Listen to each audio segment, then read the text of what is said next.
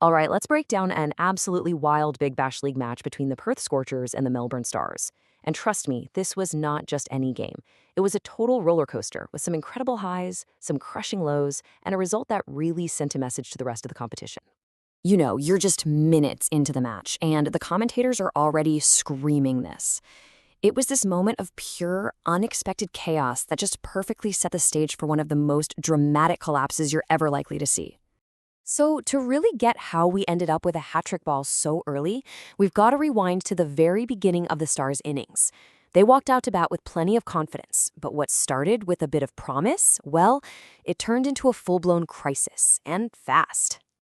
Okay, now check this out, because this is where it all went sideways. We're in the first over from Connolly. The Stars get off to a flyer, boundary off the first ball, boundary off the second. You're thinking, perfect start. But then, bam, a wicket on the third ball, and another one right on the fourth. All of a sudden, he's on a hat trick, and the entire game just got flipped on its head. And this right here just brilliantly captures the shock of it all. You can hear it in the commentary.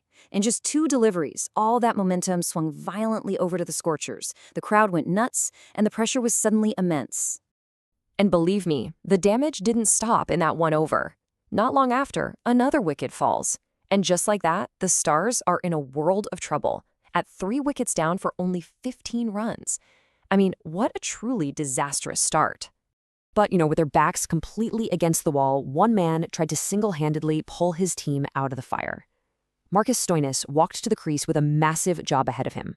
Stoinis was just having none of it. He refused to let the innings die. He comes out and launches this fantastic counterattack, smashing powerful shots all around the ground, playing with real purpose. He steadied the ship, dragged his team back into the fight, and eventually got to a really crucial half-century. He made a vital 55, but just as it looked like the Stars were finally building something, his dismissal turned out to be another huge turning point. He just guided the ball straight to a fielder, and just like that, the Scorchers had their man. So you have to wonder, right? With their main guy gone, was there any hope left for the Melbourne Stars? Could the rest of the lineup possibly recover and post a score that was even remotely defendable? Well, the answer to that, for them anyway, was a resounding no. What came next wasn't a recovery. It was a final, decisive stumble that put the game firmly into Perth's hands. The wickets just started to tumble again almost immediately. Hilton Cartwright was the first domino to fall, sending the Stars to 108 for 6. And things quickly went from bad to worse. Payne was out not long after, with Richardson taking another great catch. And then, the big one.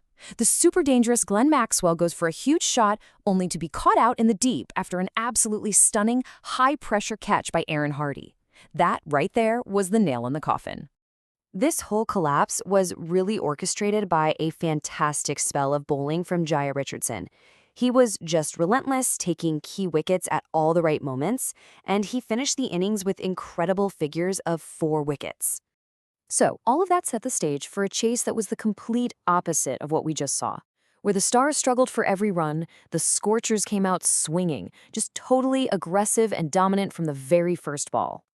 Now, the Scorchers did lose a couple of early wickets themselves, which gave the Stars a tiny glimmer of hope. But that hope was very quickly snuffed out by the sheer power of one man, Finn Allen. Once Finn Allen got going, the commentary team could barely keep up. He just launched this absolutely stunning assault on the Stars bowlers, and he was clearly determined to end this game as quickly as he possibly could. And this donut chart just perfectly visualizes his whole approach. He was not messing around with singles and twos. Look at that. An overwhelming majority of his runs, over 80%, came from powerful boundary hits, including an incredible 7 sixes. Just pure power. His brilliant knock of 69 completely broke the back of the chase. By the time he was out, the Scorchers were already well within touching distance of a massive victory. And so, in the final moments, it was Aaron Hardy and the Scorchers who calmly guided the team home, sealing a comprehensive victory in front of nearly 50,000 ecstatic home fans. The path to victory was pretty clear and decisive, wasn't it?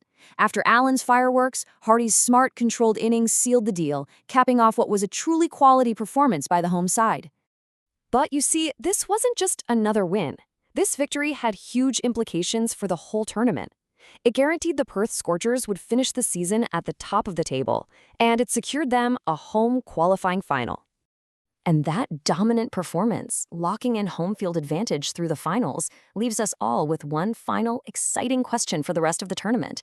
After a display like that, can anyone actually stop them from claiming a record 6th Big Bash crown?